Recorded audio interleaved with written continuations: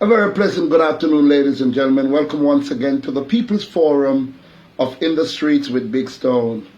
Today, ladies and gentlemen, I've been thinking about it for a few days.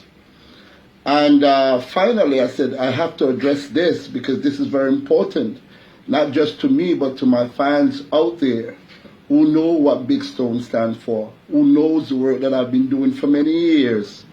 And I just wanted to clear the air because Mr. Vegas went on his live and he said some things, or he assumed some things about me. Obviously, Mr. Vegas must be suffering from schizophrenia or amnesia, because my son was born on October 27, 1977. He's 40 years old, will be 41 this year. Mr. Vegas was born on December 29, 1974, which makes him about 43 years old. So I've known Mr. Vegas all these years, a little bit after my son was born. Now, when I had my son, I was about 19, going on 20 years old. I was a young, misguided teenager, entering into my manhood, so to speak. I was also a young policeman.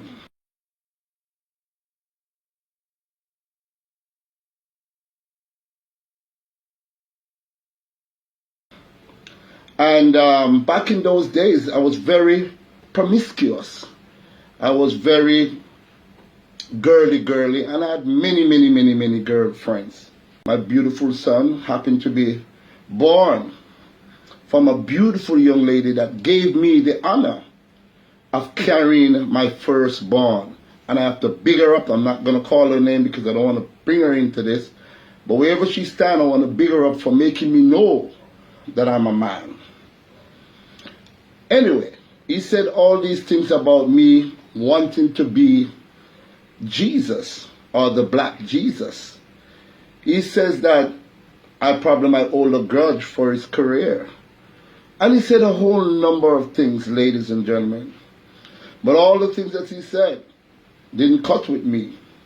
But when he mentioned that you have people out there who are pretending to be somebody who is not, he certainly could not be talking about me. Because there are many visitors that spoke about me, who I am, that I grew up poor, very poor, going to school barefooted, sleep on a tire mattress with chink-infested bed. So I know who I am and how hard I grew up.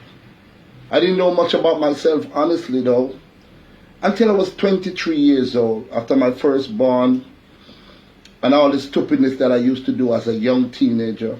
I realized myself when I went to the United States of America.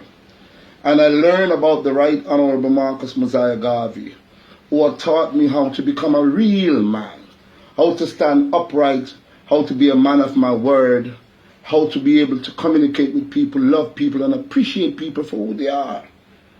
And honestly, ladies and gentlemen, I don't regret one iota of the things that I did when I was a child. They say when you're a child, you think and act as a child. But when you become a man, you put away all childish things. My son is now going on 41, ladies and gentlemen. I am a man. I've stood father for many children. That is not mine. Many children who have now become entertainers, become stars, etc., etc. I've done the work, I've tilled the soil. I practically gave up my green card to come home to fight the struggle with my people. And I have no regrets again. So, ladies and gentlemen, I just want to clear the air. My life is an open book. You can go on my website, www.bigstoneproductions.com. You can read it in my bio, how I spoke about my upbringing and how I was grown. I love people, period. But one thing I really don't like, and the Honorable Marcus Garvey taught us well, is someone who says some words from his mouth and not living up to the words that were spoken. And then the person who said these words is on a public platform.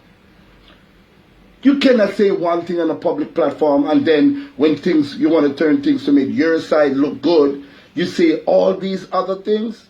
You've heard Mr. Vegas, in his own words, akin black people to that of the devil. You heard him.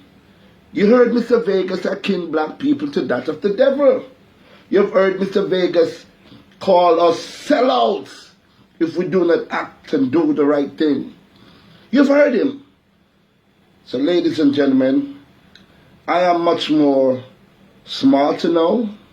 I'm much more mature.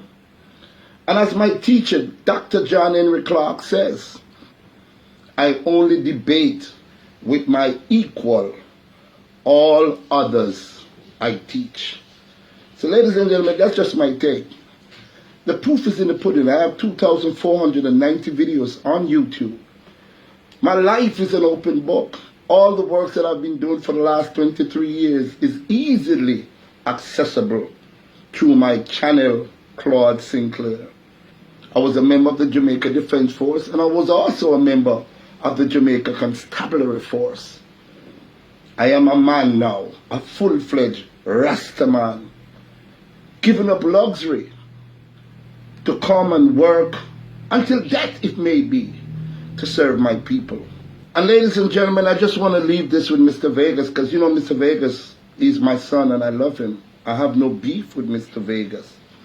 But I just want to leave him with this saying from the Right Honorable Marcus Mosiah Garvey, my teacher and Jegna. And he says, and I quote, he says, men who are earnest are not afraid of consequences.